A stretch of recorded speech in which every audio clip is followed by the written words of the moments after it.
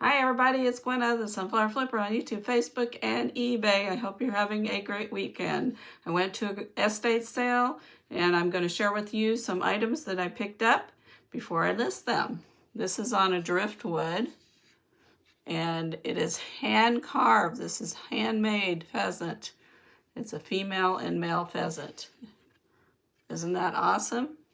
Let me see if it's signed. It's signed over there. How about this little colorful rooster? They're usually from Portugal. How about a Costa Rica parrot? We have two arched kitty cats made out of brass. And this holds your mail. It looks kind of like a snail. Everybody have a great day. Take a little time to enjoy the view. Life is good. Bye.